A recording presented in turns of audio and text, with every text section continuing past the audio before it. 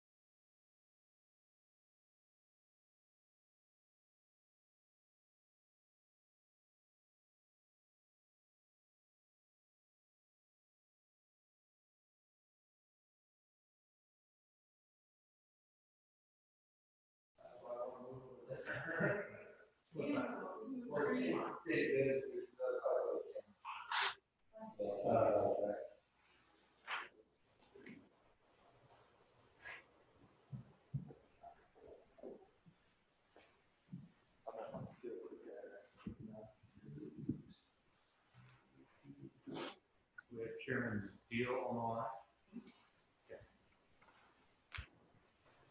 Hello, folks. We're getting things going here with the Zoom meeting. Just a few things to remember. Try to keep your microphones muted at all possible unless it's your turn to speak. And hopefully everybody knows how to do the digital raising of hands. Can everybody practice that? If I can see everybody's hand raised in the Zoom meeting. There's two. All right, got that one. Should be able to, okay. So if you have any questions, we'll use the digital raising of hands. Perfect. Did you see all the hands raised? I did. I did.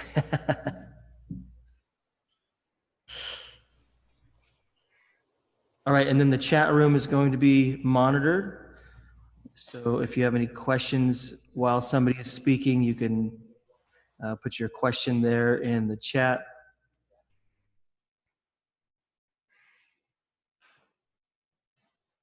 All right.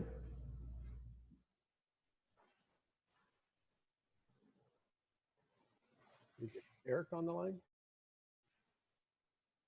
Eric.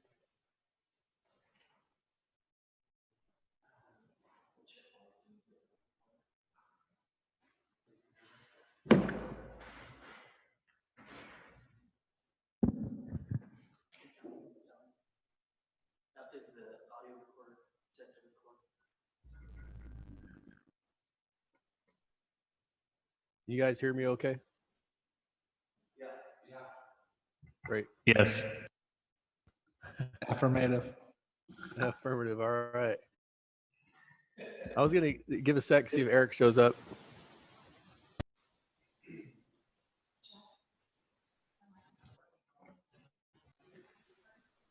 If you push it, it's this one, you have to go out. So this is I'll just, okay.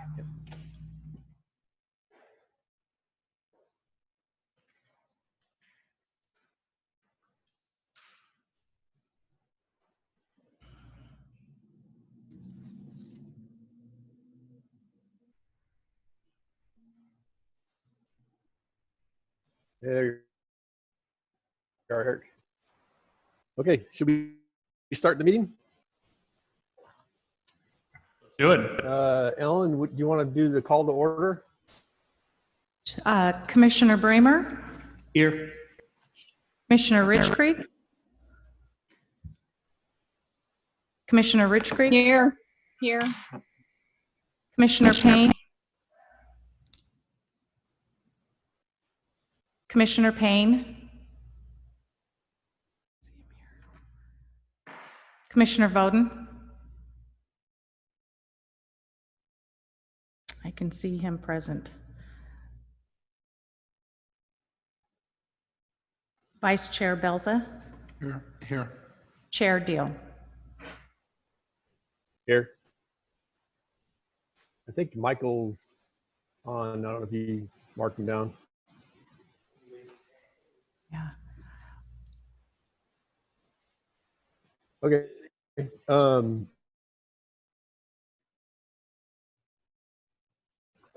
Dom, since you're there, would you mind leading the Pledge of Allegiance? Sure. Salute pledge. I pledge allegiance to the flag Hello. of America and to the republic for which it stands, one nation. One nation, under God, indivisible, liberty and justice for all. Thank you. Appreciate it. You're welcome. So we'll move on to the consent. I would just wanted to say this is kind of a interesting meeting due to the unusual circumstances. So if I miss something or if someone doesn't raise their hand, I will try to go through each commissioner's name after something's been brought up, just to give them an opportunity to speak, and then we'll go from there. So the first item on the agenda is the approval of the February 26 minutes. Did you have anything to add to that, Ellen? No. Okay. Um, so I'll just go through the list if anyone has anything to add to the minutes or had comments on the minutes. And I'll start with Dom. Do you have anything to add? Chairman Belda, excuse me. Nothing to add. Commissioner Payne, do you have anything to add? Or No, delete? nothing to add. Okay. Commissioner Rich Creek? No, nothing to add. Commissioner Bowden?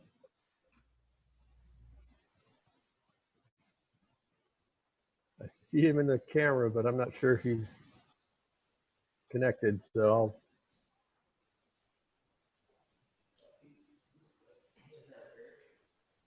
Yes. all right. Well, I'll come back to you, Eric. Commissioner Bramer, do you have anything you want to delete or add? No, nothing to add. Okay. Commissioner Bowden, were you able to? I get the audio. Can you hear me now? Yes. I'm getting an echo though. We were covering the previous minutes from February 26th. Do you have any comments? No. Anybody know how to get rid of this We'll echo?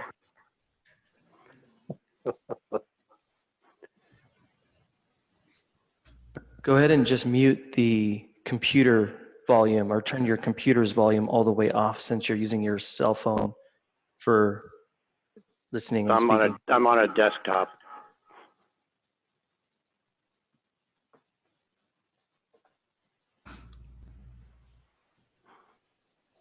Okay. Okay. I'll entertain a motion to approve. I'll make a motion. I'll make a motion to approve the minutes of February 26, 2020 meeting. I'll second it. Okay. This is Michael. I'll second it. If no one else has. Ellen, we usually do, everyone says aye, but you want to go through each person or? Okay, yes, I'll do a roll call vote. Commissioner Bramer, Aye. Commissioner Rich Creek, Aye. Commissioner Payne, Aye. Commissioner Vauden, Here or I.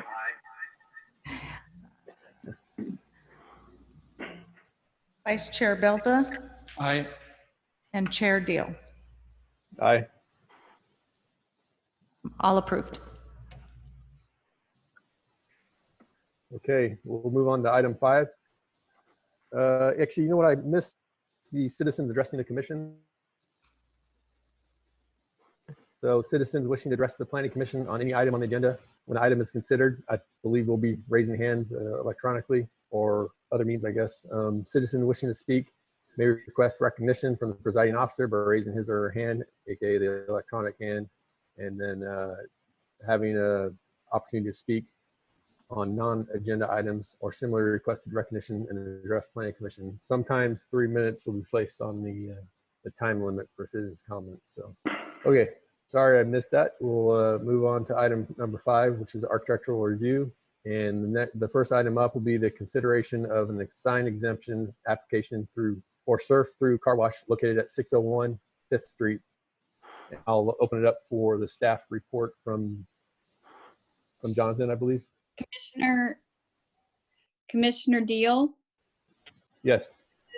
Commissioner Rich Creek, and I need to recuse myself of items 5 due to my property being in too close proximity of both those locations. So I won't be voting in this or participating in this.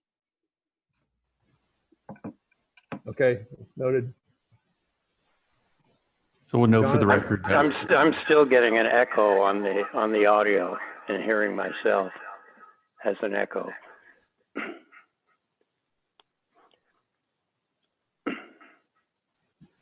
Did you turn all the volume down your?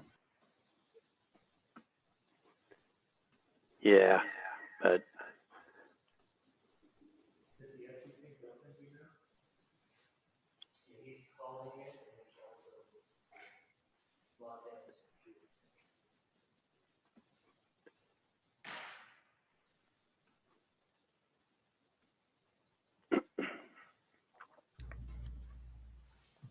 Did Go anyone ahead. have- I'll just put up with it. Okay. All right. Good evening, Planning Commission members, Chairman Deal. Jonathan Wright, Community Development. The applicant, Surf Through Car Wash, was approved to build a new car wash by the Planning Commission, or excuse me, Planning Department. I'd like to correct that, by the way, for the record on the staff report.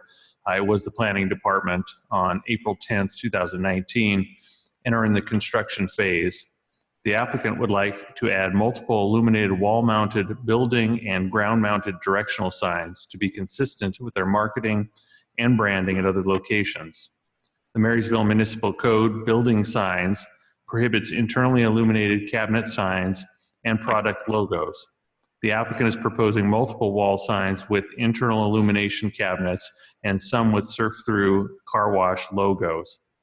The Marysville Municipal Code directional signs prohibits directional signs over 3 feet in height and limits the number of directional signs for any property to the number of driveway accesses. Due to the nature of their business, the applicant is requesting 6 directional signs to be 4 feet in height. The Marysville Municipal Code states that the signs signs not meeting the requirements of the city's sign standards may be approved by the board subject to the following provisions. Such approval does not constitute a special privilege not available to similar buildings or businesses.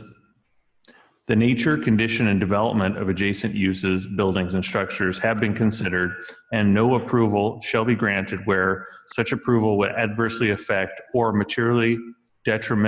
materially detrimental to such adjacent uses, buildings, or structures. The sign placement, scale, shape, illumination, size, colors, letters, styles, or other design aspects are architecturally appropriate and compatible in relation to the development on and adjacent to the site of the proposed sign. Site development, landscape, construction, color, and material of exteriors, other signs, exterior lighting, uses, occupancy, density, and the entire development plan may be considered prior to sign exception approval. Staff recommends you approve their requested exception with the following conditions. Appropriate permits shall be obtained from the building department. With the exception of building signs and directional signs, all other signs will adhere to the Marysville Municipal Code sign section 18.64. The applicant shall hold harmless the city, its council members, officers, agents, employees, and representatives from liability for any award, damage, costs, and fees incurred by the city and or awarded to any plaintiff in any action challenging the validity of this permit or any environmental or other documentation related to approval of this permit. The applicant further agrees to provide a defense for the city in such action. The applicant shall comply with the requirements of all other agencies of jurisdiction. The approved sign exception shall expire upon the removal of the subject signs, except for non-structural modifications and maintenance. With the expiration of the sign exception, new signs will be removed prior to a zoning clearance or new sign exception. This concludes my staff report. Chairman Deal. Thank you. Appreciate it. I'll go through the commissioners so that you can have an opportunity to comment or say no comment. Commissioner Belza, do you have any comments, questions, concerns? None at this time. Commissioner Payne, do you have comments, questions, No. concerns? No. Commissioner Rich Creek?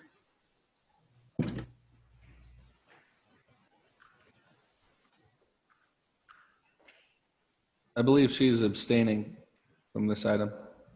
Okay, I figured that she could at least discuss it or ask questions, but we'll move to Commissioner Voden. No comments at this time. How about Commissioner Bramer? Do you have any comments, questions, concerns? Is the applicant online? Okay. Chairman Deal, the applicant is also on the line if you'd like to ask questions or refer. Yeah, absolutely. Yeah, I just wanted to get through, make sure every commissioner had an opportunity. So the applicant is it David? Yeah, I'm a representative for Surf Through. We've done most all of their signage at their sites.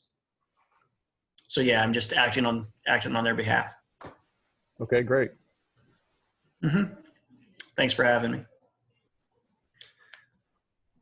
Yeah, if there's any questions, I'd be happy to answer it. But this is the package that we provided is, as was said, is very consistent with all of their signage at their sites. They have closest proximity to Marysville. There's a couple in Chico, one in Yuba City, Carson City, Reno. Again, they have about 30 sites throughout the West, and trying to just keep things consistent. And I think aesthetically, as was said, it flows with the site, and many of the directionals have no advertising on them. They are just to keep traffic flowing and moving properly. And we feel that the 4-foot height has worked best in getting above hoods of cars and things of that nature. So that's why we proposed that, and we're requesting those items to be approved as requested.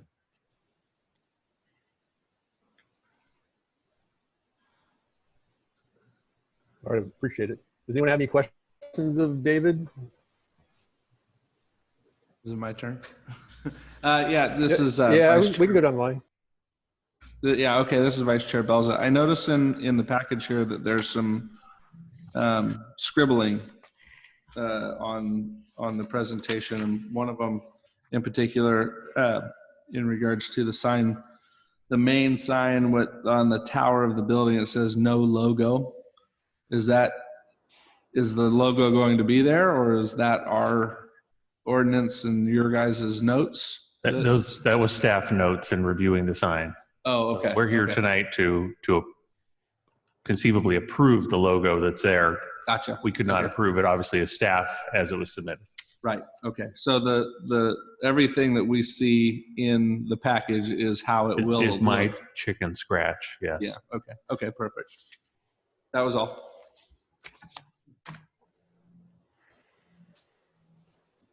Thank you. Commissioner Payne, do you have any questions for the applicant? No, I don't. Commissioner Bowden, do you want to ask any questions of the applicant?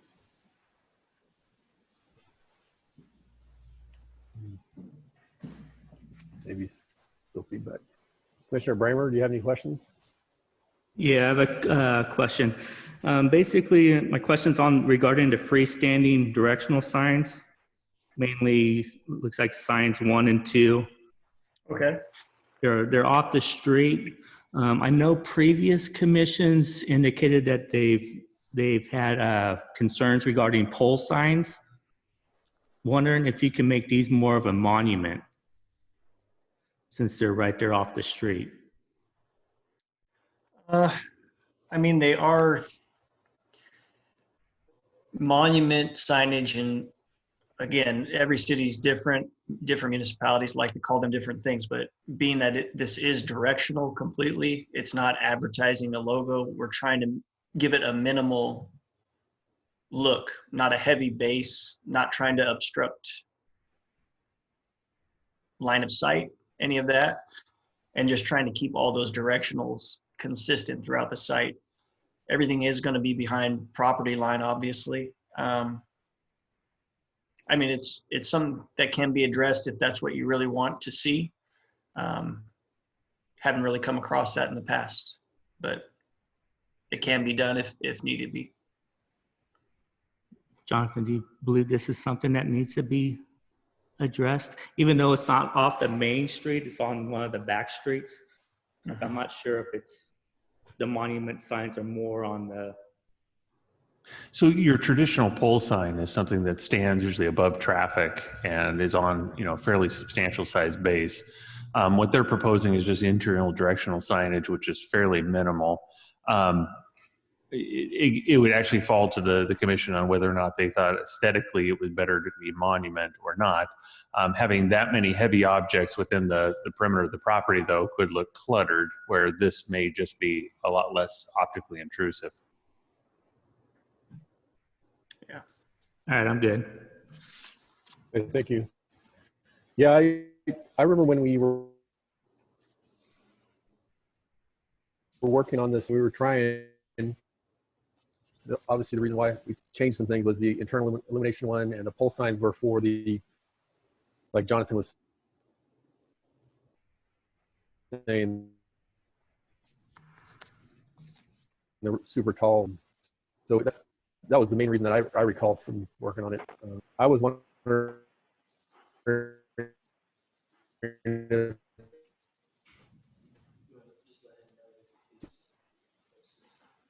illuminated instead of internally lit. David, I was asking you. Chairman Deal, your audio is fading in and out. Maybe you want to try using your cell phone and calling in. Actually, yeah, I'll give that a try. Hopefully I don't get feedback. I'll turn it down and call in. It's good right now. Yeah, you're good right now, but you were cutting out there a minute ago. Okay. Let me see if I can, is that better? We can hear you. Okay, I'm like, this phone or this internet may not be working the fastest. I was just asking if the signs could be externally illuminated, so have a light shine on them instead of internally, because that's what we were trying to get rid of during the sign ordinance changes.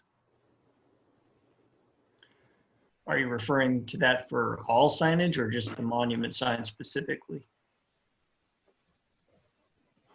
The eternally illuminated ones.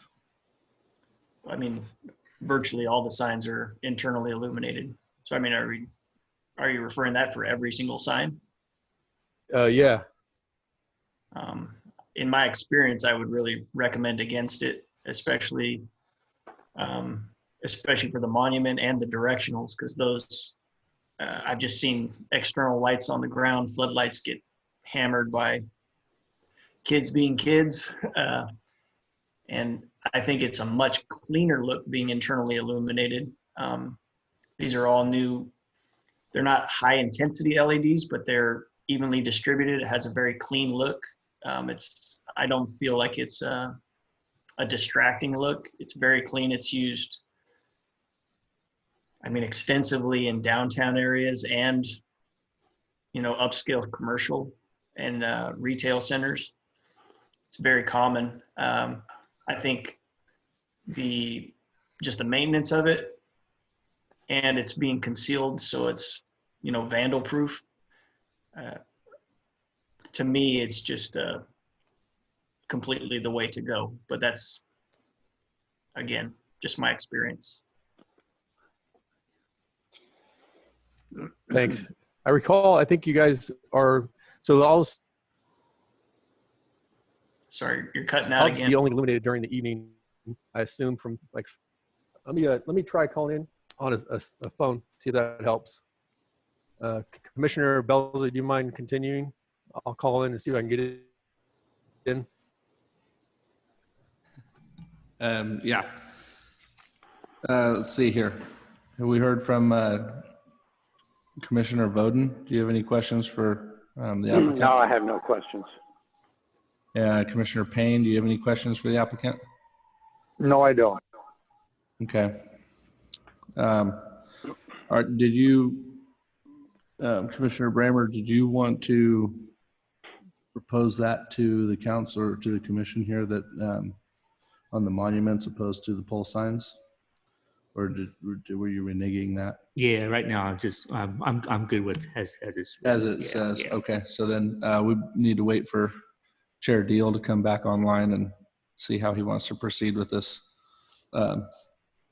internal lighting versus external lighting.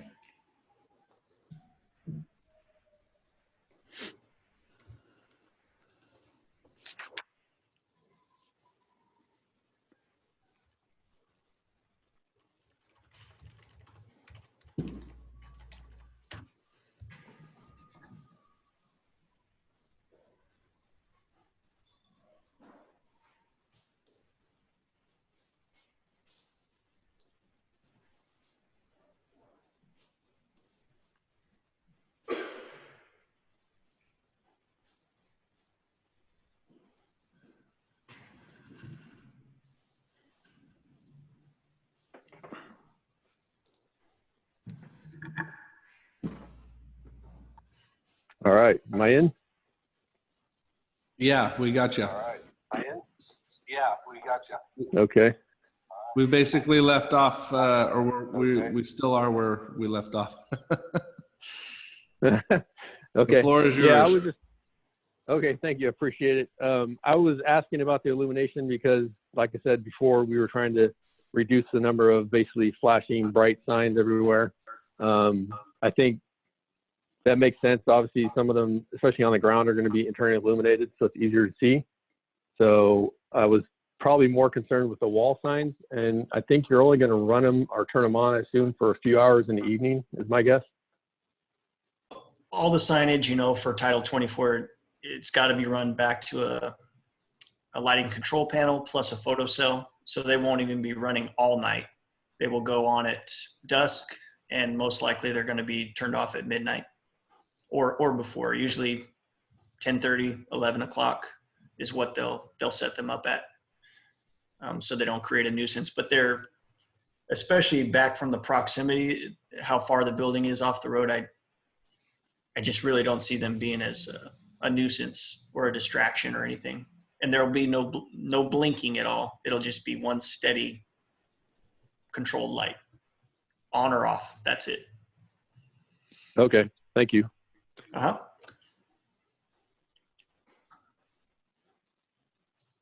Okay, I'll go down the list. I think I already went down the list, so I will say we can entertain a motion.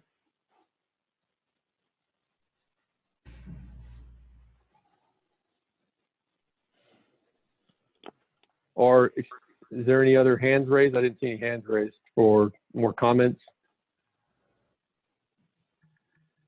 Did you want to take public comment if there's anybody out there?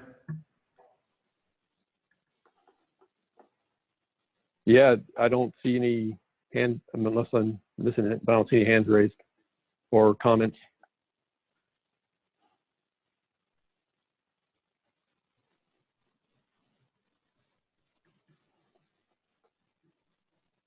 Ellen, or you guys see anyone from the public wanting to chime in? If not, I'd be interested in entertaining a motion. No, you can go ahead and entertain a motion. I'll make a motion to approve the consideration of the sign exemption application for surf-through car wash located at 601 5th Street as submitted by staff. And I second. Okay, shall we do a roll call? Okay, Commissioner Bramer, Oh, Yep. am I supposed to ask for more comments or discussion, or are we good? no, we're good. Okay, I don't want to miss anybody. Commissioner Rich Creek has reclused herself. Commissioner Payne?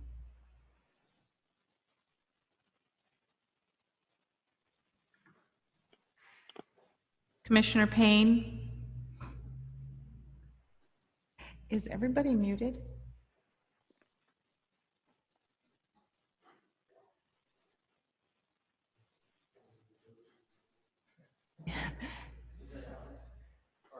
I need Michael.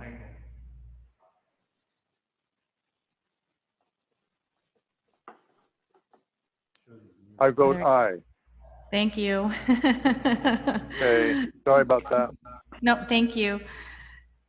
Commissioner Vaden, Aye. Aye. Vice Chair Belza, Aye. Chair Deal. Aye. All approved. Great, thank you, Ellen. I know this is challenging getting everyone's mics to work and stuff. So the item 5B will be review and approve the architectural design of a storefront and roof located at 214 7th Street. Jonathan, would you like to present the report? Sure would. Thank you, Chairman Deal. Good evening again, council members, commission members and virtual commission members. Tonight we have an applicant who would like to renovate their storefront located off of or at 214 7th Street. Building was constructed in around 1970. Best we can tell, a lot of the work on the outside was done in the early 70s to 80s. The applicants requesting that they replace the shake roof awning on the front with seam metal roofing and remove the faux rock wall, which is about a wainscot level, about 4 foot up, and replace it with stucco, which is also present on the building. So it'd be continuing the stucco to the ground by removing that rock facade. And I'm not sure if we have the applicant on the line or not. Oh, we don't have the applicant on the line, so I'll do my best to answer questions of the Planning Commission. Thank you. Commissioner Belza, do you have any questions? None at this time. Commissioner Payne, do you have any? Yes, I do. What is this metal roofing that was referred to? I'm not familiar with that term. It's standard metal roofing. It comes in panels. The seams are joined together, much like you see in traditional metal roofing. What color is it? Let's put it that way. Is Funny it you metallic, ask. or can it be paint? I'm sorry? Well, the applicant submitted a number of colors, and we asked him to pick one, and his response was actually the Planning Commission can pick. Oh, I see. Okay. But I think we nailed him down to Burgundy. a burgundy. Okay. Okay, fine. That's my only question. I wasn't familiar with what that is, but now I understand what it is. I know what it is now. No, I have no further questions. Thank you, Commissioner Payne. Commissioner Vodden? Just one quick question. I noticed I drove by there this morning, and there's 2 doors on the front. Is he proposing to, like, the one that's a little bit farther to the right is a smaller entrance? Is that door going to remain? And what would that be used for? As far as we know, both the doors are going to remain, but they are going to be replaced with aluminum clad doors very similar to others that are in that area. Okay. I had no other questions. Thank you, Commissioner. Commissioner Bramer, do you have any questions? Yeah, so I'm assuming that the color scheme is just going to stay what it is now, just that yellowish. He came in and got approval based off of our classic colors for the exterior color that he used. So he's already painted a good portion of it. So it's kind of an off-white, yeah. Yeah. Okay. That's all the questions I have. Thank you, Commissioner. I don't have any questions on the changes. Is there anyone on the public side? You said the applicant isn't here, but do we have any public comments on the changes? I don't see any hands raised, but. No, I have no comments. Okay. I'd be open to entertaining another motion. This is Commissioner Bramer, motion to approve. I'll second.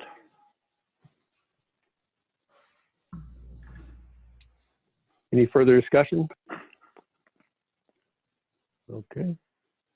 We'll do a roll call. Okay, Commissioner Bramer? Yay. Commissioner Rich Creek is reclused. Commissioner Payne? Aye. Commissioner Vodden? Aye. Vice Chair Belza? Aye. Chair Deal? Aye. Okay, 5 approved, 1 recluse.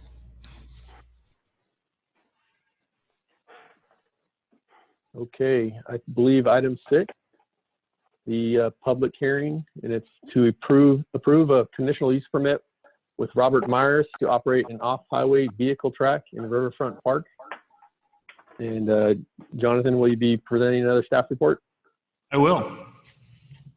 All right. Good evening once again, Chair and fellow commission members. The applicant, Robert Myers, is proposing the development of an off-highway vehicle track for FX Autocross, FX Motorsports, and Fast and Speed USA on a 65-acre tract of land owned by the city of Marysville. The subject property is located north of Biz Johnson Drive in an area that contained the former public golf range and Riverfront Park. The applicant plans to lease the property from the city to hold between 9 to 12 events annually and hold ancillary events such as race schools. The applicant is subject to the following: Municipal Code, Section 18.72.030, use permits, Section 20.12.080, floodways. It's also subject to Public Resources Code for Environmental Quality, Section 210002.1. Notice of public hearing before the Planning Commission was sent to local districts and agencies and property owners within 300 feet of the subject tract. Since the writing of the staff report, 3 responses have been received. Sandra Spaeth, an air quality planner with Feather River Air Quality Management District, responded requesting that the applicant be required to acquire any necessary air quality permits. Craig Marcus, tribal administrator, responded requesting that tribal cultural monitors be allowed to survey the site for cultural resources. Dale Whitmore responded stating that he wanted to make sure there was to be no erosion and settlement and require a buffer between the track and the river. Staff recommends the Planning Commission approve the subject request, subject to the following conditions. The applicant will be required to develop and operate the off-road highway vehicle track in accordance with the application on file. The applicant will be required to coordinate with the Feather River Air Quality Management District and determine if air quality permits will be required. Construction activities should be conducted during the dry season to minimize impacts to wetlands and waters of the U.S. or state. If construction activities are scheduled to occur between February 15th and September 15th, then a pre-construction bird nesting survey shall be conducted with appropriate no construction buffers provided. Prior to construction, the applicant shall have a riparian habitat survey completed by a qualified biologist or botanist and areas identified as riparian habitat avoided. Prior to construction, the applicant shall have an elderberry shrub survey completed by a qualified biologist and a 100-foot buffer applied around each shrub. The applicant shall submit a parking plan that complies with the Marysville Municipal Code, Chapter 18.60, parking regulations. The applicant shall control dust from all dirt surfaces, including access roads, parking areas, and track surfaces during use by applying water and/or dust control measures as approved by the Community Development Department. If the applicant develops lighting associated with the track facility, they shall direct it away or place it in such a manner that it will not impact residential areas located nearby. The applicant shall provide on-site fire suppression capable of extinguishing trash, wood, paper, liquids, gases, solvents, and electrical fires, and coordinate events with the Marysville Fire Department prior to scheduling. The applicant will be required to submit a report from a registered professional engineer or architect certifying that the proposed development of an off-highway vehicle track shall not result in any increase in flood levels during the occurrence of a regional flood. Structural development associated with the off-highway vehicle track will be required to meet construction standards for development in a floodway. And we recommend the advisory statement: the applicant shall keep all construction activity a minimum of 250 feet from Feather River.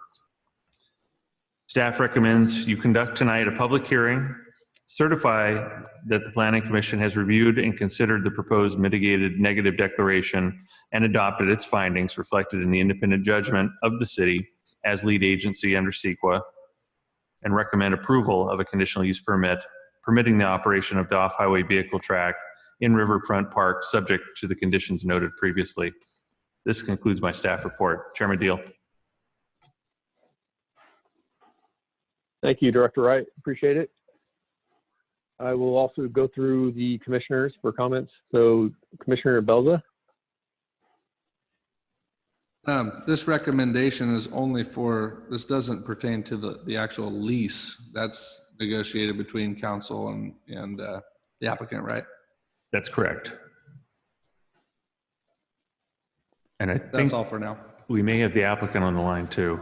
Yes, he is on. Yeah, so Okay. Commissioner Payne, Nothing at this time. Commissioner Rich Creek, Yes, I have questions for staff and for the applicant, so I could just start with staff questions. Go If ahead. that's okay. The question I had, first question was on the environmental report. I was wanting, when in reading it, I was wondering how you reached that it was a mitigated negative declaration, but in your report you did state it was due to the incorporation of certain mitigation measures. So I was wondering if you could expand on that, of what that, explain what the certain mitigation measures were, and then I can tell you why I was wondering. Thank you. sure. So in doing the evaluation, the biological was one that we really had an issue with. The applicant hired a company to come out and do the assessment. And that's where you see the conditions that were applied for the setbacks from elderberry, the setbacks from bird habitat, riparian, and so forth. So those are the mitigation standards that were applied based on that. The other one that we identified as a possible issue was the dust. Obviously, racetracks and things like that create dust. And so that's where the provision for the air quality permit came in, as well as the application of dust control during events. So again, when we went down the CEQA checklist, which is required, we found no significant impacts, but we did have in 2 areas noted possible impacts, and those were mitigated by the standards that were proposed by staff. Okay, and my understanding, this is a draft environmental report, so I just wanted, to make sure that we're not overlooking anything, since the parcel is open space, it's close to a water resource. It's a change in land use without and we don't have a full impact, we're not asking for a full impact report. And there was the presence of the 9 species, and then there's going to be additional visitation, more people, more traffic, and I just thought that's going to impact the environment. And the other concern I had to bring up now is being that it's right there by the farms, and being that we're agricultural area, the things that I would think would impact farming and the plants is, of course, dust, on the plants, which you're already looking at and having them water it. The other concern, and I don't know, and I can ask the applicant this because I already asked, was, well, I'll come back to that. The concern about the agricultural land is the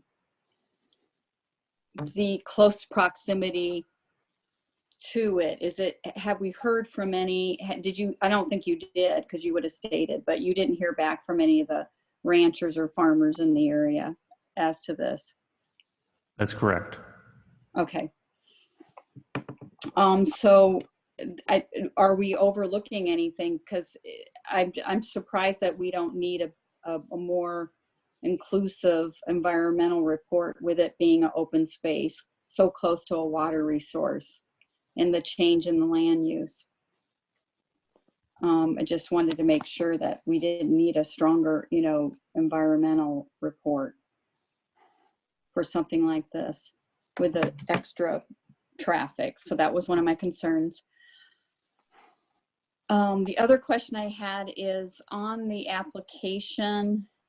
Robert Myers is the applicant, and he states his address at 430 C Street.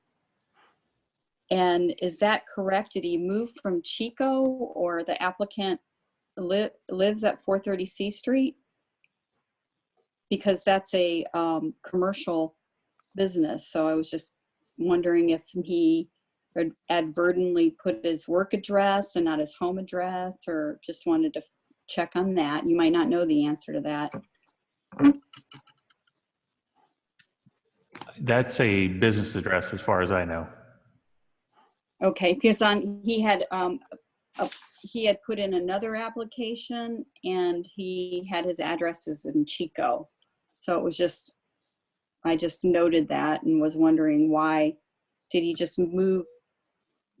Anyways, I'm just wondering, he would put on, did he put that, is his address correct, I guess is what I want to know. Is his address correct on the application?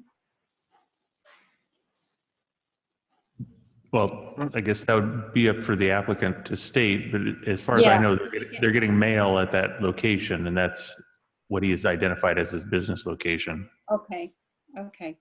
And then did you hear, you didn't hear back whether the Native American tribes went out and saw the property? I know that you had communicated with them. I actually communicated with them twice. In fact, I had a recent follow-up, and I have not gotten any response from them other than that initial response, which is noted in the record. Okay, thanks. And I just don't want to hog the floor. I do have some other questions, but it has to do with the other ones. But you can come back to me, Commissioner Deal. I don't want to. You might be other questions. Okay, we'll do that. Come on. Commissioner Voden? Just a couple of quick things. Is there still activities going on at the existing motocross track down in the park? Yes. Okay, so is I guess what's the proximity of this one to that one? How close are they? They're spaced several hundred feet from one another. Okay. And maybe a question for the applicant, but would this new facility be for open use in addition to scheduled events?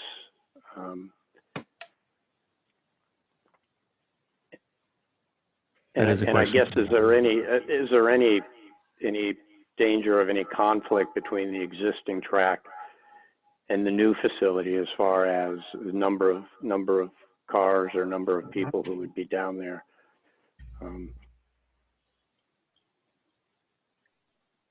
As far as traffic's concerned, our assessment was due to the high impact of events that happen down there anyways, that the additional traffic caused by these events would be fairly minor in comparison to the rodeo and some of the other large things that happen down there. The parking area that's been identified by the applicant on their exhibit is away from the parking area that's currently used by the motocross track. As for competition with one another, I can't speak to that because I honestly don't know the difference between the different types of motocross stuff.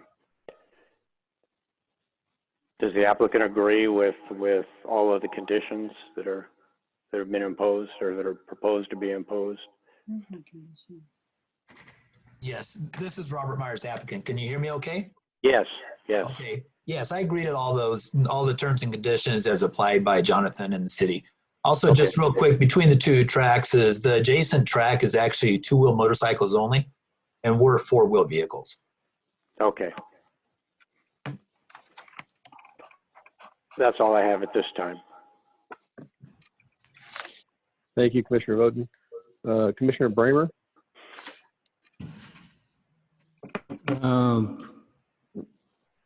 I was going to listen to the applicant first, but I'm not sure if he's going to put into more information to us or if that was it. I'm here at your disposal. Okay. I'll wait for after the applicant. Okay. The applicant, Robert, are you have anything you want to say or bring to the commission? I just, I want to make sure everyone's clearly understanding on the format of what we're doing is actually, it's the dirt track. We have, as far as the farmers around, from what I understand from them, they're quite happy to have us out there. We have a very minimal impact on the surrounding areas. Dust is not our friend, so we have a lot of different things we do to mitigate the dust control. And we take great effort and great pride in making sure the facilities run as good as possible. Also, to address on the address is the 430 C Street is my business address, which is where I receive all my business mail at. So that's the reason why I put that address down. Great. And open for questions. Okay. I did have a question for staff probably. There's, I know there's a contingent of people that live in that area. Or what do you think the results of this would be for those group of people? And then I think kind of a two-parter, I guess, but there's also, I assume, going to be fencing around the whole area. So that would affect where they travel or go back and forth. So as far as I know, that the city no longer has a respite site at that location, although there still are some individuals occupying that area. Once a lease is established between the city and Mr. Myers, that issue would have to be addressed through the city and the police department, I believe. Okay, thank you. I had another question, and I believe it'd be your guys' jurisdiction, but the use of, so I've been on the levee, I'm on the levee quite a bit actually, and I've had multiple times when motor vehicles have been on the levee, motorcycles, four-wheel drive, they kind of go around the gates. Is there going to be some kind of improvement? I know there's a levee district that the city would probably have to work through, but have you guys discussed, people traveling on the levees when they either come into or leaving the track for some reason? There's always those guys that don't follow the rules. And I was just curious if you guys had discussed that, thought about it. Yeah, on our position is what we requested is we have the ability to remanufacture gates for the levee and for our entry point. We will not be having any vehicles up on the top levee, but there will be foot traffic. And we would go through the approval process to make sure we put gating up that eliminates any possible traffic on the levee or going around the gates or the fencing, unless otherwise needed by the levee control, which would be a key gate system. Yeah, I was wondering, so you're saying you would contribute to the levee commission to help improve the gates, probably near the 14th Street entrance. Is that what I'm hearing? Correct. We're going to take full control of it. We will do that gate at our expense. Okay. Do you, Robert, I have another question for you actually. Do you have multiple tracks? Is this the first time you've made a track, or what kind of history? No. And you may have put it and I missed it. Our history in the past, we built our prior track at Thunder Hill Raceway in Willows. We do have a track history, and we're moving our other facilities into Marysville, and this will be our home track for FX Autocross and Fast and Speed USA. Okay, thank you. You're welcome. I had another question for you, and I apologize if I missed this. There was quite a few documents on all of our stuff, but times of use, did I miss that? Yeah. I know there's... The documentations are on there for the time of use based on the permit process. We run daylight times. We don't run in the dark and we don't run early in the morning. So we're late morning through the afternoon. Oh, that's right. Okay, weekends during daylight hours. And I thought I saw something about installing lighting. Yes, there's possibilities where we'll install lighting in the future, but that's not for late night events. That's for being able to move around in the evening for any type of maintenance, or if we have some sort of groups accordingly. Okay, and then also on phase 2, there's a Ellis Lake discharge pipe that goes through the levee over there. Mm-hmm. I see you have some waterways drawn on the map. I don't know where we're at on phase 2. Obviously, you haven't got phase 1 yet, but I'm assuming you've already thought about that because it looks like it's on your map. Do you have any comments on that portion, or even Jonathan, if you have any comments? Well, in that case, we've already discussed it thoroughly on our construction, and we have several different ways to mitigate that process. And so at the time of phase 2 is we determined what was the best way between us and the city to mitigate it. But it is a consistent flow through the waterways. We would not block, we would not do any drainage issues. You're not telling us shit. I'm sorry? Okay. So you would mitigate. Does someone have a comment? Yeah, I had another question. It looks on, I'm looking at the correlation between the aerial photo that shows the property boundary and the phase 1 development where the initial track and then the parking and the pits appear to be.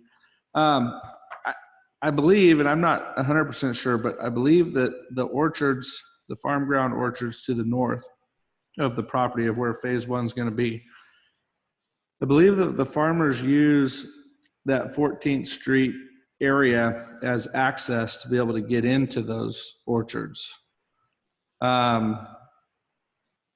Is there, and this is a question for staff, or maybe Robert, you may know, is there an easement in place for them to be able to access their properties? If so, or is there are you gonna be able to keep that access for them?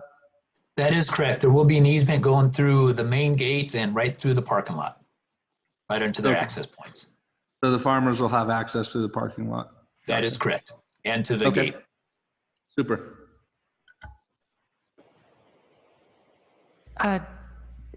Chair, Commissioner Rich Creek does have a question. Commissioner Rich Creek? Yes, I have. I didn't know if the applicant was going to talk in general about everything, but it sounds like he's just answering questions. Did you want to expand on anything before I ask my questions? Are you speaking to the applicant in general? Yeah, Robert, right? Okay. That's there? Yeah, yes, that is correct. Do you want to expand, like, for instance, do you want to tell us how you came up with doing the idea, how you came up with the 65 acres, just a general, maybe expand a little more on the application about the driving school you had down during the day. Any more information on that would be great. Okay. Whether you talk to farmers or ranchers, just, just information, and then I can see if you answer some of my questions. Thank you. Okay, you're welcome. Specifically for us is we're a manufacturer of cars. This is the vehicles that we manufacture are extremely large in Europe. They're like nice cars in the United States. We're the more North American manufacturer of them. We have a facility in Hayward where we're building them at. We decided, based on my relocation of my business in Marysville, to bring that business also up to here to help support Marysville. Inside of doing so, we were looking for opportunities to bring a track closer than Willows. And looking at this, I approached the city and we talked about it, see if there was an option available. That's what we're looking at this property for, because of the adjacent tracks along the river and all the other activities through the river. We're a community-based and a community support system. So we're looking for the best opportunity to help with the city grow and expand where we can. Inside of that, there's an enormous need for people to learn how to drive vehicles, defensive driving. The typical schools we're talking about, they run all over the country, and for the police department, fire department, ambulance and rescue service, safety services, to learn how to do defensive driving. We also have professional driving school. Our vehicles that we have, they've been viewed on a couple different television programs.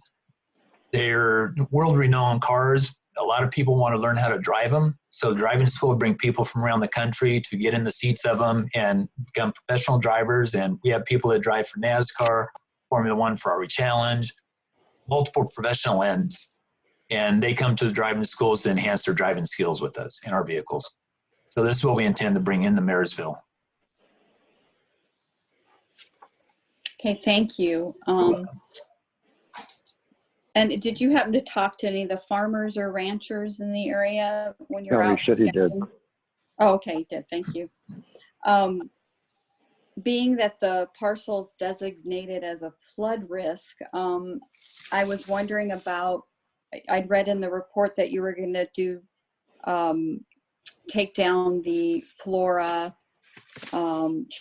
trees, and I noticed that it looks like to me, and Jonathan, correct me if I'm wrong, that it looks like phase 2 is where most of the tree and the vegetation is. And just wanted to hear your plan on that. Well, our plan on phase 2 is actually be able to incorporate our track system inside of the surrounds that we have. We're fans of trees. We don't want to take out anything we don't have to take out. Our plan is to work around all the environments that we have possible. And Okay, actually, good, the city's 'cause, removed yeah. a lot of the vegetation in that area already because of fires that we had previously. So if you look on Google Earth, you'll actually see the fire, where the fire piles were, the circles, because a lot of that's been removed. But there are some standing trees. Yeah, because it helps with the safety wise with flood mitigation to have some trees left. So that was why I wanted to find out about that. If you're planning on tearing out, just, it sounds like just for the driveway areas. So I didn't know if you had more specifics about that. Well, most of the areas we have planned right now have no trees in them. There's a grove of trees in the center of phase 2 that we'll be able to work around and work through. But we're not anticipating taking out any more trees than needed. Okay, great. And then I had one more question for, it might be for Jonathan, but I have to find it. So come back to me. Sorry, Commissioner Deal, I had one more question. I have to find it. Okay. Now the applicant spoke, I'll go back through the list in case somebody didn't get a chance. But Belza, do you have any questions? No questions for staff or the applicant anymore. However, I would like to remind everybody on the commission that we can hear everything in the background we can hear everything that's going on. So just be conscientious of that. Thank you. Yeah, put it on mute if you're not talking. Best option. Commissioner Payne, do you have anything you want to add? No, I have no questions at this time. Voden, I know you talked to the applicant. Do you have any more? I just have one real quick question. I may have missed it in the staff report. Are there any structures proposed for this project? Not at this time, no, sir. Okay.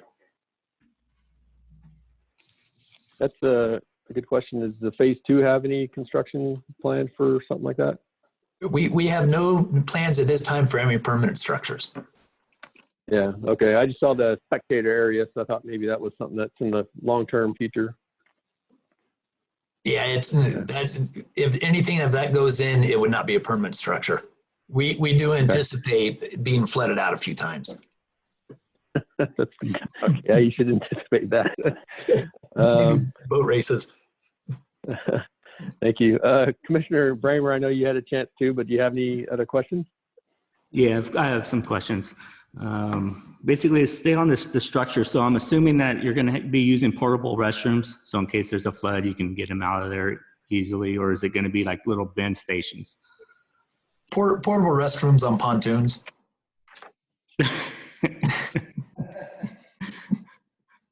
So trailers then, huh? Yes, sir. Blue rooms. Okay. Basically, kind of, I think it's a great use for the area down there. We need to start utilizing kind of the resource that we have that across the river doesn't have. So I'm very happy to see that something is going in down there. But I do have a little concern. Not sure if it's a big thing to anybody else, but it's the noise that's going to be produced from this. I know that we have Triple M Speedway out there. We have the motocross things. So at nights, it doesn't sound like things are going to be running at nights, but it echoes. And now that we're moving a track closer to District 10, I'm not sure how that's going to affect the noise levels towards District 10, or even the housings that are right there against the levees where this is going in. I'm not, like, has anybody looked into that? I know that you say that there's the levees there, but growing up here, you know, like I said, you can hear all the way out at the Triple M Speedway, you know, outside of, you know, Sampson Lane. Yeah. Is that a question or a thought? Yeah, it's a question. Like, what kind of studies did you do? Because I know it's going to come up, say, 4 years Yeah, down the road? we're going to be making less noise than the motocross track. Our vehicles, which run motorcycle engines, different exhaust systems, they're 4-stroke instead of 2-stroke, so they're about half the decibels Okay. as the motorcycles. So what are they, like little Odysseys or whatever? Is that what they're similar to? No, No? no. They're actually true. They're cross kart sprinter race cars. So is it like, they're is it off-road or is it like on-road? Is it dirt track? we have both. We build Race of Champion cars that run in Florida that are on the street, and we build several models of dirt tracks, dirt racers. Oh, okay. But I welcome you to visit to see them. They're much bigger than Odysseys. Oh, They're okay. single seat drivers. You'd fit perfect in one. All right, sounds good. So you're doing this in 2 phases. Like, how long is phase 1, is going to start, but when's phase 2 going to kick off? Phase 2 will probably be between 6 and 12 months later. Okay. All right. And then last question I have is for staff. I know there's 3 pumps that go out there, kind of to pump out the city. I think right there where it looks like the spectators are. Is there going to be any sort of clearance for that, like 250 feet away from those pumps? I don't know if the pumps are still operable or not. I'm not aware of the pumps that are out there, but during the lease that they'll be undergoing, there'll be a lot more review with that area. It's basically right there by the Appeal Democrat, just right over the levee. Which is where the little waterway is to the north there. I think that's actually the discharge, which you can see deadheads there. So as far as when we reviewed it, it didn't appear that they were going to be impacting any of those discharge ways. Okay. But again, there's also going to be a second review when they go through the lease, and other public works and so forth will be a part of that.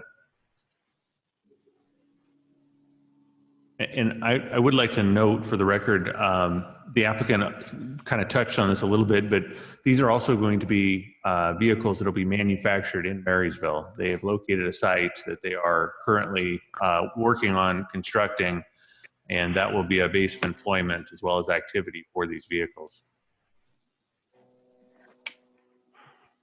All right, I think that's all the questions I have. Thank you, Chairman, or Commissioner Bramer. Commissioner Rich Creek, do you have your comment that you were going to request or ask? Yeah. I wanted, for the applicant, it was also on noise, and I don't think he covered it, but he might have, and I missed it. Is the are there added, like, are these cars, and I think Commissioner Bremer, sorry, asked about, is how loud. I'm also concerned about the level of noise, and it sounds like you're currently testing those types of vehicles in Willows, so then we could get an idea. But the muffler, are they loud mufflers on these cars? Because no, the vehicles are manufactured with motorcycle engines, and they're 4-cylinder or 4-stroke versus the motorcycle engines, which are 2-stroke. So they're much lower noise decibel than the motorcycles on the motocross track now. Okay, so do you add any, because you know how they've added higher, mufflers that make things louder? There's none of that. No, there is none of that. That's what okay. And then the other question I had for you is, was there any consideration for any habitat preservation? I like that comment that you said you liked the trees. Was there any other things that you thought about for habitat preservation? Yeah, so what we're doing is, in the areas like along the rivers along the riverbank, 250 feet out can be untouched, other than just a cleanup of what needs to be done in the fuel. The rest of it, we're going to try and keep as much as natural as possible, but we will be cleaning the fuel up, which is really what's the growth now, because it had some fires go through it in the past. Right, because that can affect our groundwater. Yeah.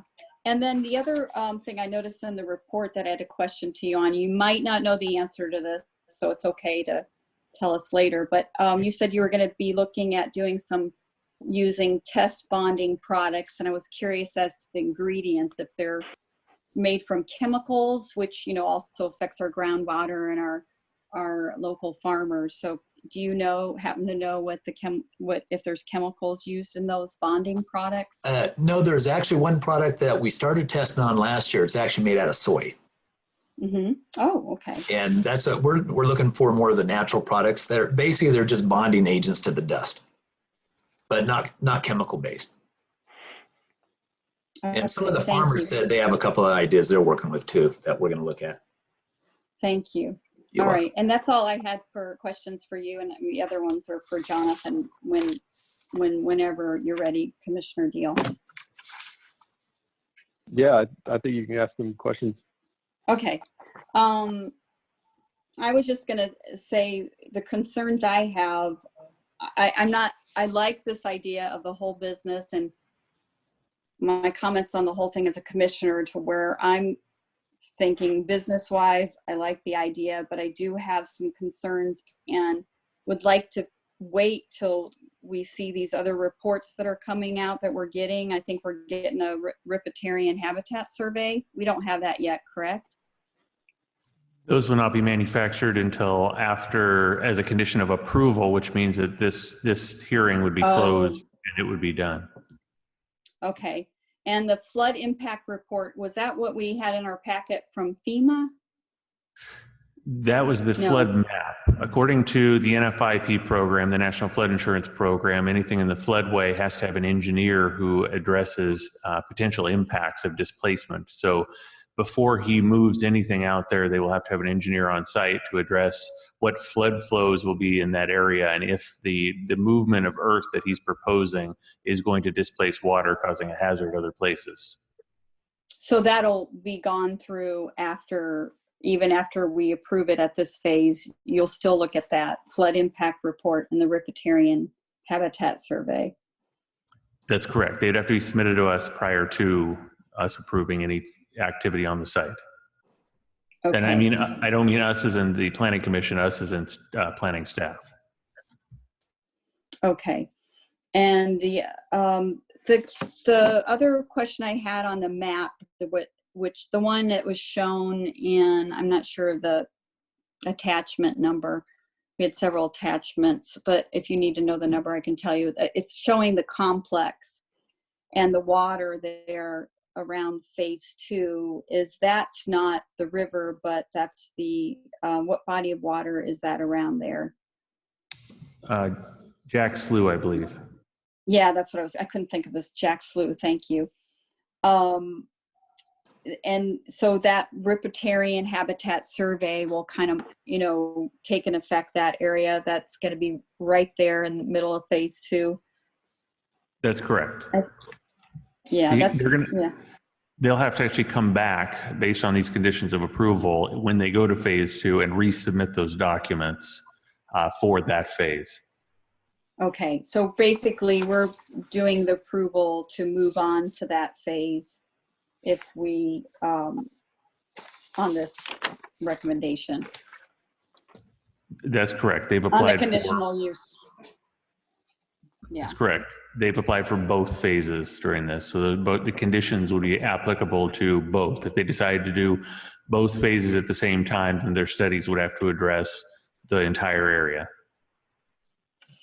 And I'm sorry, I said I didn't have any more questions for the applicant, but I do have another one. I'm curious about, on your other Willows project, is this a larger piece of area that you're using? The 65 acres is what you need to do your project, correct? Correct. And I'm curious, yeah, go ahead, I'm sorry. With the 65 acres is for our multiple phases. Out in Thunder Hill, we have a phase 1 project, which is the same size. Thank you. So the phase 2 is additional. Okay, phase 2 is additional. Correct. Yeah, okay.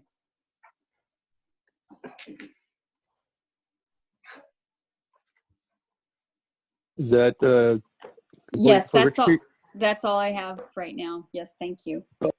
Okay, yeah, no problem.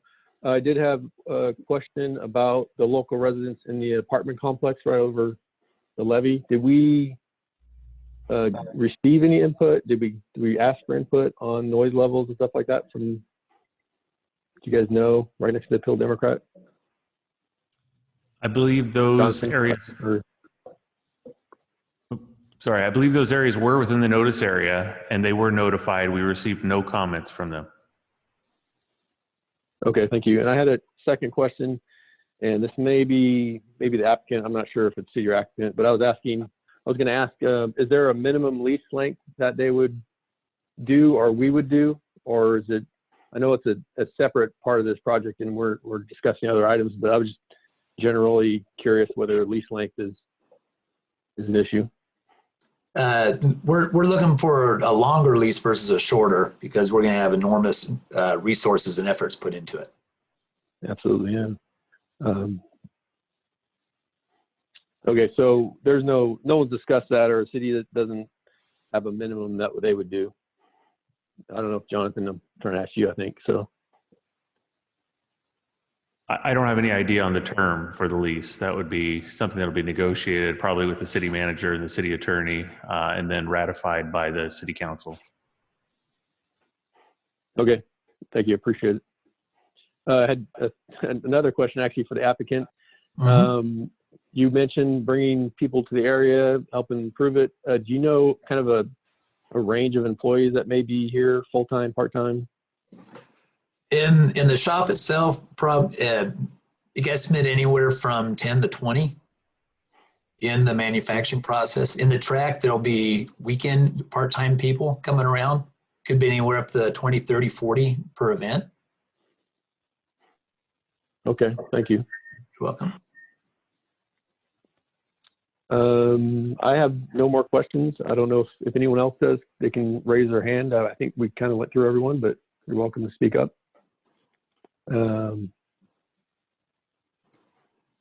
Chairman Deal, none, is there any?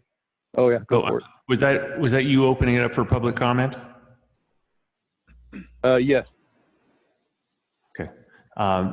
If you would state for the record that you're opening this portion of the meeting up for public comment on the race or on the Robert Myers operation of an off-highway track.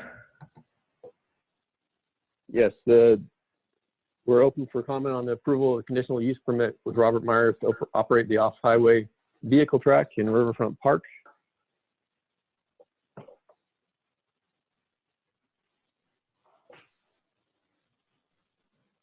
Seeing none, hearing none. Ellen, do you have anything that I don't see? No, there's no questions being asked. Okay. We will close the public comment. Perfect. And we'd entertain a motion. I'll make a motion to accept this conditional use permit as presented. I second. Do any commissioners wish to continue to discuss?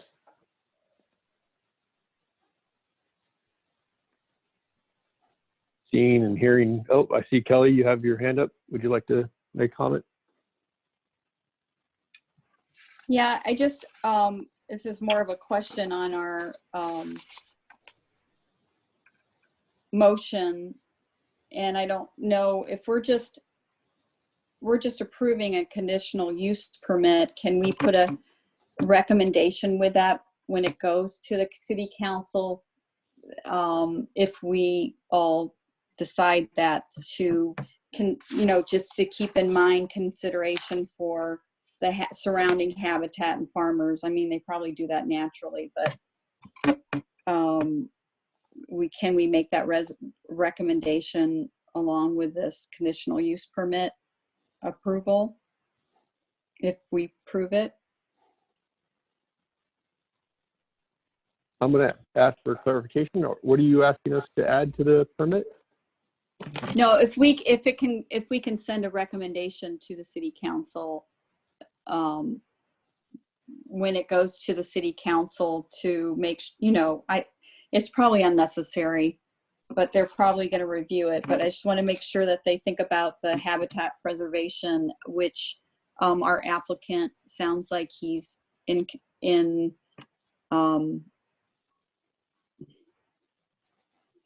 he's open to that, and he's going to be doing that, but it would be nice to have that on record that we're doing it in a sustainable manner, being so close to the river, being aware of the watershed, being aware of the river.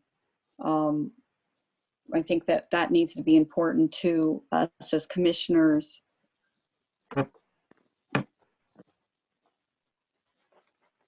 Okay. Yeah, and making this decision on the 65 acres of land so close to the water.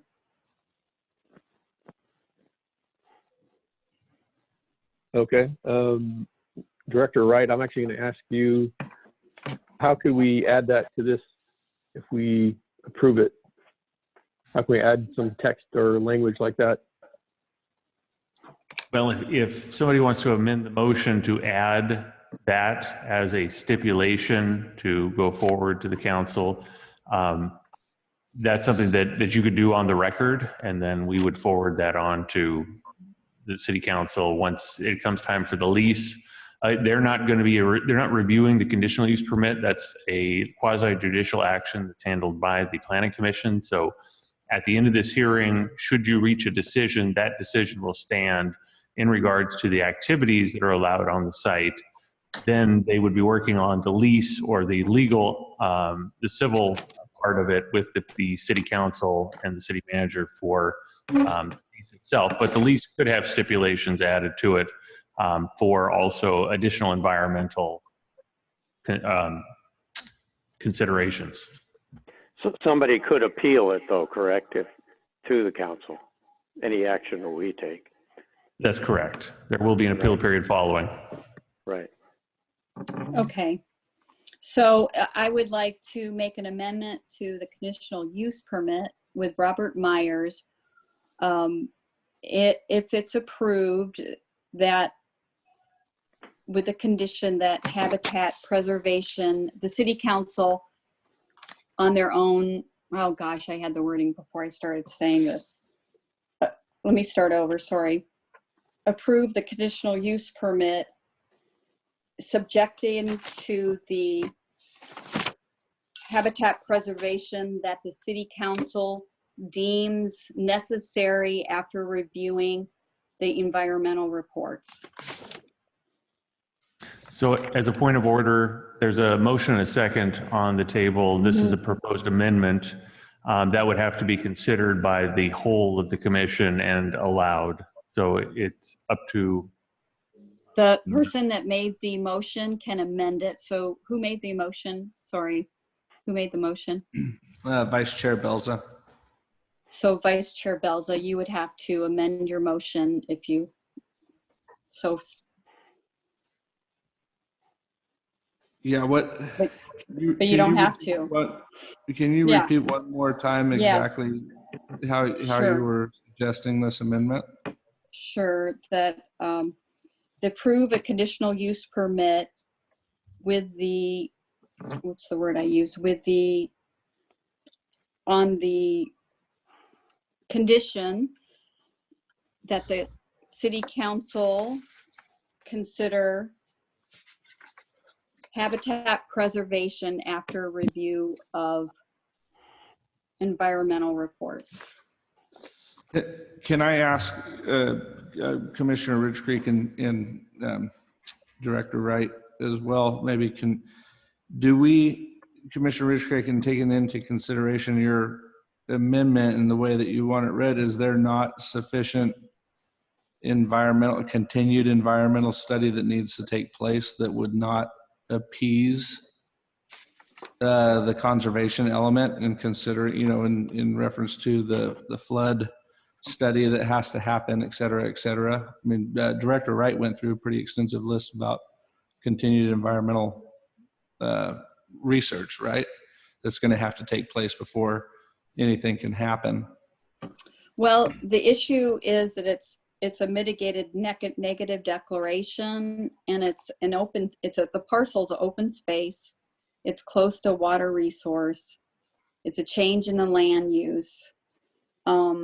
I mean, because of that, I'm reluctant to vote an approval today, but if I know that the council is going to look at that after reviewing it, because it's unusual for a piece of property to not have this, just have the mitigated negative declaration with those.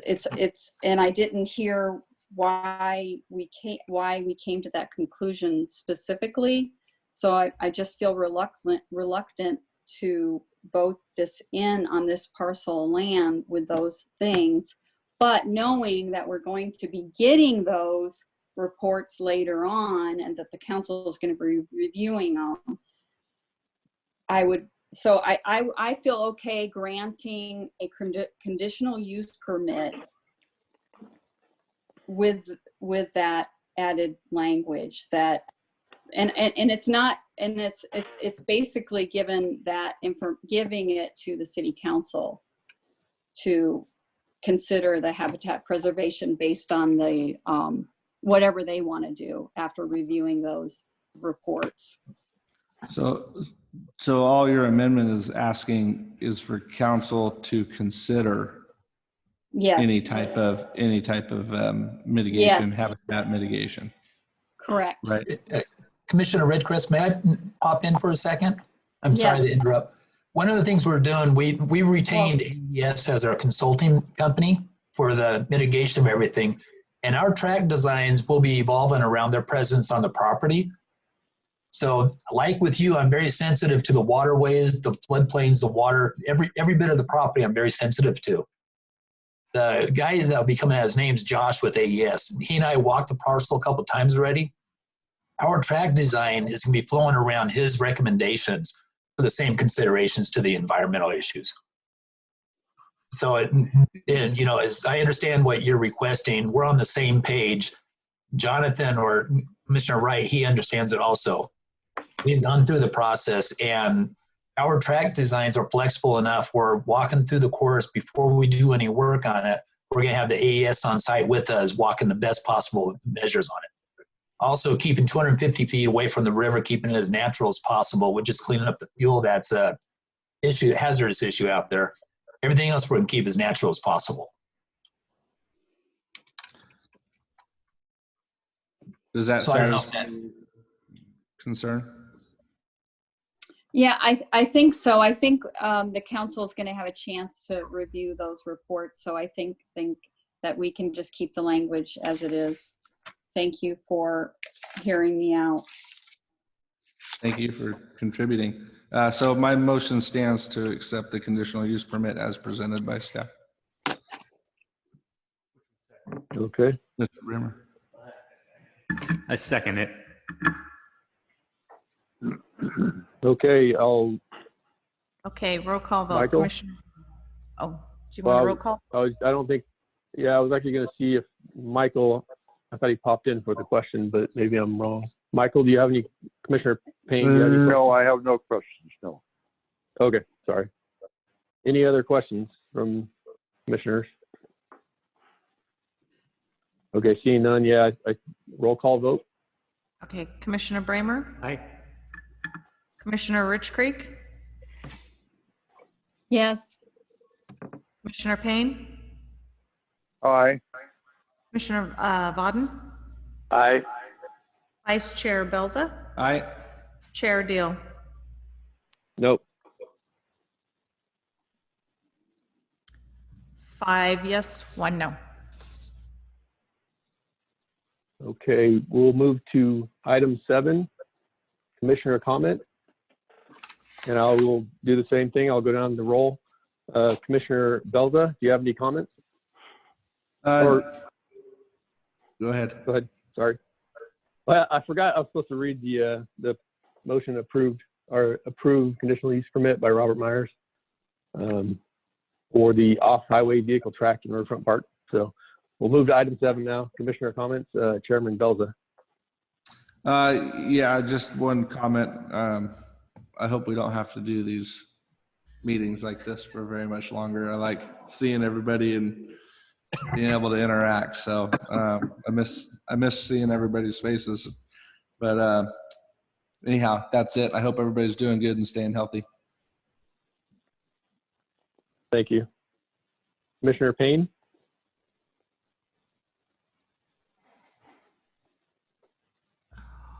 One moment, he's muted.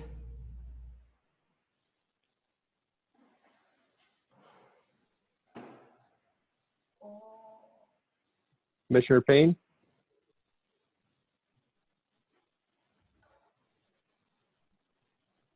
Okay, I'll come back to him.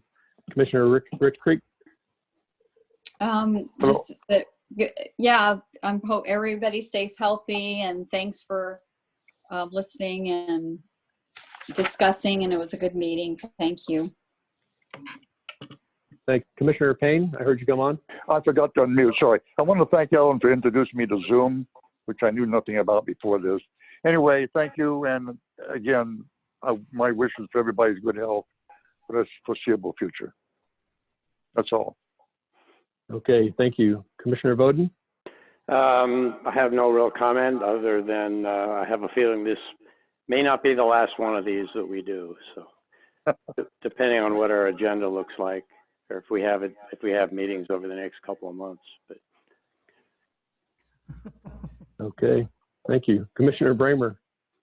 Yep, just want to say stay safe and wish everybody a happy Easter. I know that's coming up. Thank you. And I agree with you guys. I agree with Belza. I don't really like this system, but I think also what Commissioner Bowden said, it may be another one of these or something. So we'll see. And everyone stay safe and healthy, and we'll move to the staff update. So Director Wright. No, I'd just like to comment on we're sitting here talking to one another from our living rooms and some of us from the dais.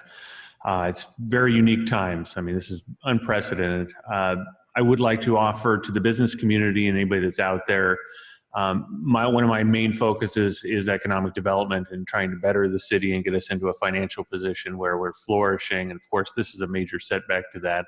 But we are compiling as much information about business resources as possible on our website. So if you know of anybody that has a business that's struggling and is wondering how to get some of the loans that are currently available, or even some of the grants, those are available through our website. They'll link you to other websites, SBA and a number of other ones that can get you the assistance that you need. Should they not be computer literate or just simply are not finding the answers they need, I would encourage them to contact me directly. I'm happy to be here and work for any individual business owner, or even employee to try to figure out what the solution is for whatever the circumstance that they're currently facing. We took a big hit today. This was the first day where Dr. Liu's directive went in, which is further restricting activities. Some of those are construction activities, which are pretty essential to our economic core and to what our summer possibly looks like here in the city of Marysville. So we are working through those issues and trying to implement and get things done in the safest manner possible. Also noting that we are closed at City Hall, but we are still operating from a distance. So we figured out how to do inspections via telephones, photos, FaceTime, all kinds of fun, different technology out there to get the job done. And we are accepting plans via email. And unfortunately, we're not accepting credit cards yet, but a nicely mailed check will suffice. So we are still doing business as usual. That's it, Chairman Deal. Thank you. Appreciate it, Director Wright. Appreciate all the help that staff's been doing, setting this up. Ellen, really appreciate your help. And I'm glad that you are open for business and business can contact you and get things worked out. And appreciate everything you guys do. So other than that, meeting's adjourned. Appreciate it, guys. Goodbye all.